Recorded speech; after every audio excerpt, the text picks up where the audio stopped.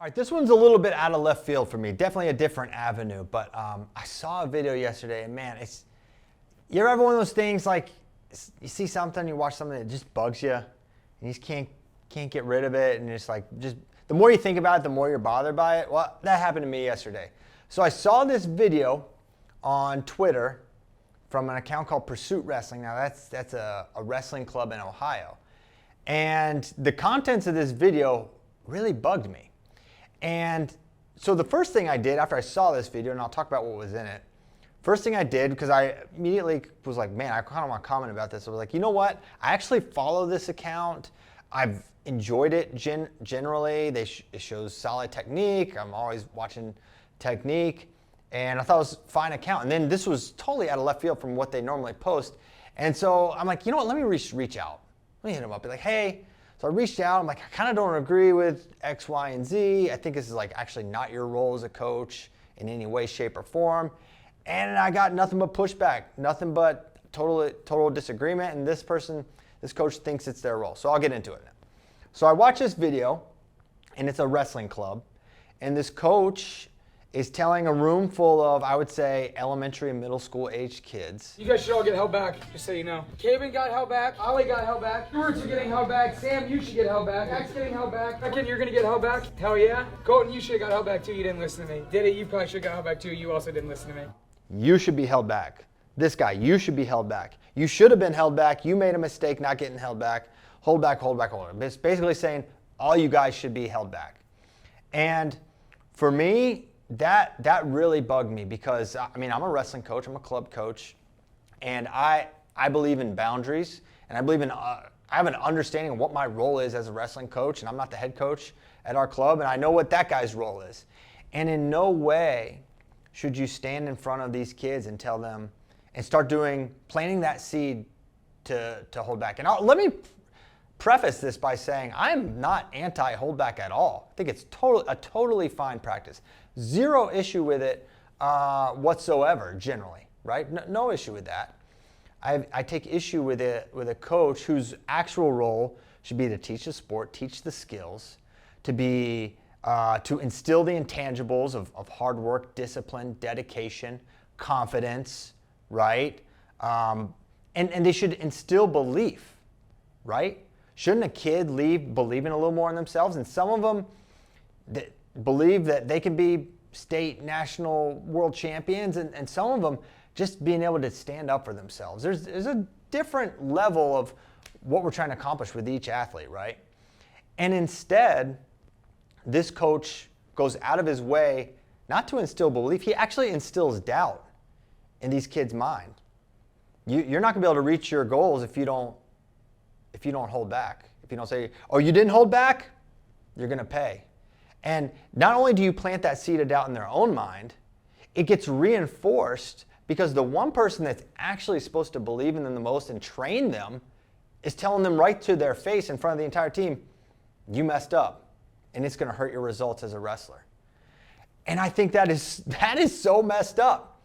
Not only is it messed up just from a developmental standpoint, it's so messed up to think that that's your role as a club wrestling coach, even a high school wrestling coach, whatever, to start doing long-term planning for a child's life and delaying their adulthood by a year. That you think that's your job. He believes, and in our back and forth, he told me he believes it is his job to start that conversation. Verbatim, he told me this. So I'm like, all right, well, and I wouldn't normally have done this, but man, I'm looking, and a lot of people watch this video, and I'm really worried that coaches are going to see this. There's a lot of youth coaches in America, and our sport's future depends on youth wrestling coaches. It really does. We need these men and women to be coaching the sport and to be developing those young men and women in the sport the right way. And you don't want something like this to become pervasive, right? You don't want this is not, and for parents, I don't want a parent to see this like, man, am I messing up, not holding back my child, right? That's not the role of the coach. The hold back conversation is an important one, and it should be had with the kids and the parents, and that's where it starts and could stop. Now, if a parent wanted to gauge, a level of knowledge or just kind of get some feedback from other people, I think it'd be totally appropriate to go to that coach and say, hey, what do you think about this? On a one-on-one conversation, hey, little Jimmy's we're thinking about holding him back. What do you think? Oh, yes, I think that could be a good idea. He's a little undersized right now. He was to be 106 as a freshman, blah, blah, blah. Then I think that's appropriate. But to stand in front of the whole room and say, hey, you need to hold back, you should have held back, to plant that seed of doubt, I think is totally wrong. And then he kind of doubles down on it by bringing up this total nonsensical number he pulled out of thin air. Actually, he pulled out of a 9-year-old's mouth in the practice, where he says Carter Strachey's making $1.2 million, and that's what you should want to do. Carter Strachey, not saying that any of you guys are Carter Strachey, but he's making $1.2 million this year to wrestle. It's like 1.3 million? Yeah. $1.3 million this year to wrestle. I'd get held back from trying to make that much.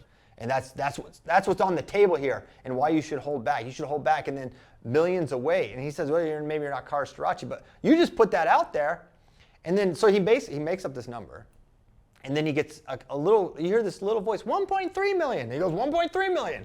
So this guy, you could tell him anything, and I think he may believe it. But so he pulls that out of thin air. Then he starts talking about there's 30 scholarships now. This stuff matters. Like, especially now, like 30 scholarships per team changes everything.